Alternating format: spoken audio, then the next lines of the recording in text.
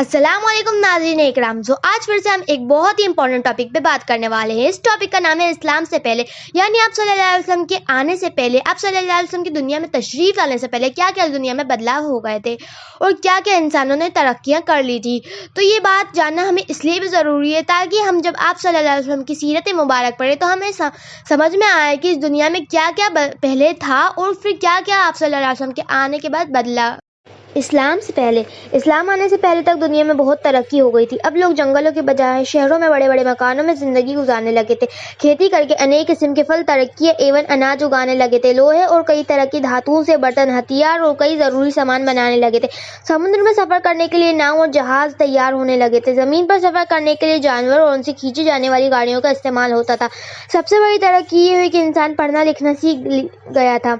उस ज़माने में छापे खाने नहीं होते थे, बल्कि किताबें हाथ से लिखी जाती थी। ये कहना चाहिए कि इंसान जाहिलियत और डर के दौर से निकलकर इल्म और तहजीब के दौर में दाखिल हो गया था।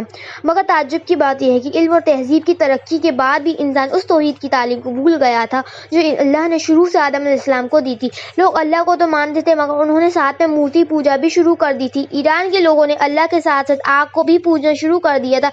हिंदुस्तान के लोग इल्म और तहजीब में बहुत आगे थे। वो खुद को शुरुआती मजहब का मानने वाला कहते थे और वेदों को अल्लाह का कलाम कहते थे। इसके बावजूद वो हर ताकतवर चीज़ को ईश्वर समझकर उसकी इबादत करते थे। चीन व जापान के लोगों ने भी अपने मजहब की प्रवर्तक महानबुद्ध की मूर्ति बनाकर उसकी पूजा करना शुरू कर दिया।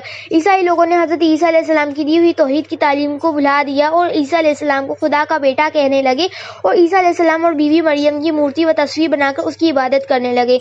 ईसाइयों की तरह यहूदियों ने भी मूसा अलैहिस्सलाम और उनके बाद आने वाले पैगम्बरों की तालीमात को भुला दिया।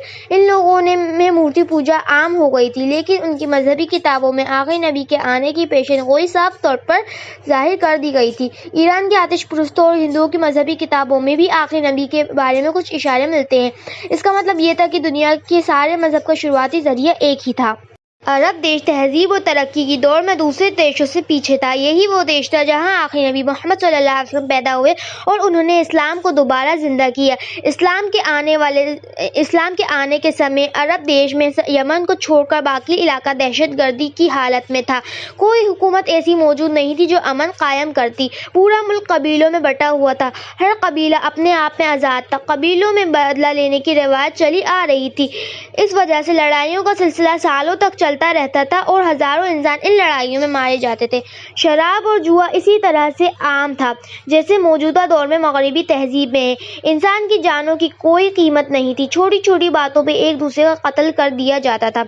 लड़कियों की पैदाइश को बहुत बुरा और बेइज्जती का सबब समझा जाता था। अब देश में तालीम नहीं के बराबर थी। शहर मदीना में तो कुछ पढ़े लिखे लोग थे, मगर शहर मक्का में पढ़े लिखे लोगों की तादाद बिल्कुल ना के बराबर थी। पिछले सबक में आपने पढ़ा था कि हज़रत इब्राहीम अलैहिस्सलाम और हज़रत इस्माईल अलैहिस्सलाम ने मक्का शहर में अल्लाह की इबादत के लिए खाना काबा को तामीर किया था। जैसे जैसे वक्त गुजरता गया, अरब के लोग हज़रत इब्राहीम अलैहिस्सलाम की तालीमात को भूलते चले गए। एक दिन एक आदमी ने मूर्ति लाकर काबे में रख दी और लोग उसको पूजने लगे। इस तरह मूर्ति पूजा शुरू हो गई। फिर उसके बाद हर कबीले ने अपनी अपनी मूर्ति लाकर काबे में रख दी। जो काबा केवल सिर्फ एक अल्लाह की इबादत के लिए बनाया गया था, उसमें 360 मूर्तियों की पूजा होने लगी। इन तमाम खराबियों और बुराइयों के बावजूद अरब में के रहने वालों में कुछ अच्छाइयाँ भी थीं। वो बहादुर, निडर और वादे के पक्के होते थे। सादा जिंदगी गुजारते थे। उन लोगों में पढ़ने लिखने का रिवाज नहीं था, मगर उनकी बोली अरबी दुनिया की सबसे अच्छी ज़बान मानी जाती थी। इस ज़बान में छोटे छोटे वाक़यों में बड़ी बड़ी बातें कही जा सकती हैं और वो मन में तीर की तरह असर करती हैं। इस ज़बान में ऐसी मिठास है कि सुनने वाला खुशी से झूम उठता है। कुरान ज़ुबान की इन खूबियों के अलावा भौगोलिक एतबार से भी इस्लाम पैगाम के लिए पूरी दुनिया में अरब से ज़्यादा अच्छी जगह नहीं हो सकती थी। ये मुल्क एशिया और अफ्रीका के बीच में मौजूद है और यूरोप भी इसके बहुत करीब है। ये वह वक्त था जब अरब की ज़मीन में इस्लाम के पैगम्बर आप मोहम्मद सल्लल्लाहु अलैहि वसल्लम पैदा हुए। तो अगर आपने मेरी वीडियो यहाँ तक देखी तो प्लीज़ आप मेरे 10th सब्सक्राइबर बन जाइए और मुझे प्लीज़ सपोर्ट करिए ताकि मैं ये काम आगे भी जारी रख सकूँ। और अगली वीडियो में हम बात करेंगे आप सल्लल्लाहु अलैहि वसल्लम की ज़िंदगी के बारे में। हम मक्के की ज़िंदगी के बारे में बात करेंगे। इसको भी हम 4 पार्ट में डिवाइड करेंगे और उसके बाद जो रूल्स रेगुलेशन बने आप सल्लल्लाहु अलैहि वसल्लम की इस पूरी लाइफ टाइम में, उसको भी हम कवर करेंगे। तो ये छोटे छोटे पार्ट्स में हम कवर करेंगे। तो प्लीज़ आप हमें सपोर्ट कीजिए।